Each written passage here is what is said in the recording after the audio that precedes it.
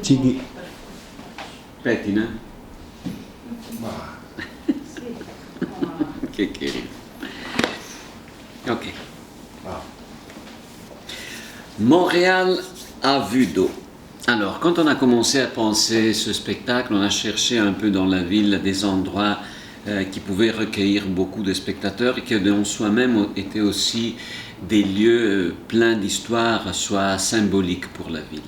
On a vu différentes options jusqu'au moment qu'on est arrivé au bassin Alexandra.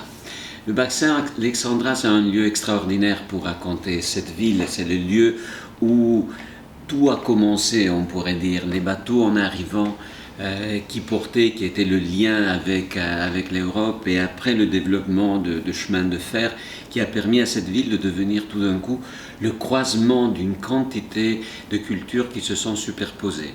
Et alors, donc, ce spectacle, ça ne va pas être, disons, une histoire chronologique des événements, mais ça va être plutôt une histoire émotionnelle en traitant certains éléments. On a pensé avant tout aux 5 saisons. 5 saisons qui se superposent en nous entraînant à travers la ville et à travers la vie d'une ville, racontée par des personnages qu'on a trouvés extraordinaires dans leur simplicité, quelque part, dans leur être spécial et unique. Donc, pas ceux que normalement on utilise pour raconter l'histoire, disons, d'une ville, mais plutôt ceux qui l'ont bâtie en étant d'êtres qui, au niveau sportif, au niveau des inventions, au niveau de l'intervention dans la société, avec des idées qui économiquement ont fait éclater toute une série d'exploits.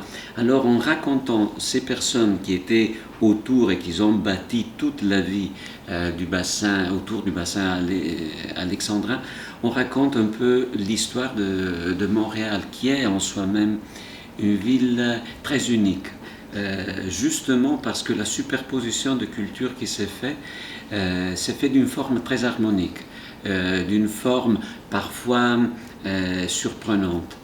Et donc, ça va être un spectacle où l'eau va être comme le trait d'union de tout. L'eau qui découle dans le fleuve, qui devient du brouillard, qui devient de la pluie, qui devient toute une série de choses, et que se mêle justement avec l'explosion d'une série d'images qui vont être séduisantes, poétiques et surtout étonnantes.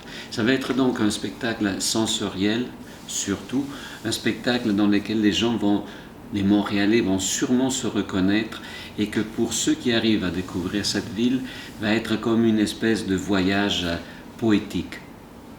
Donc, c'est ça, raconter avec tous les moyens technologiques qui peuvent permettre de créer quelque chose de quelque part surprenant.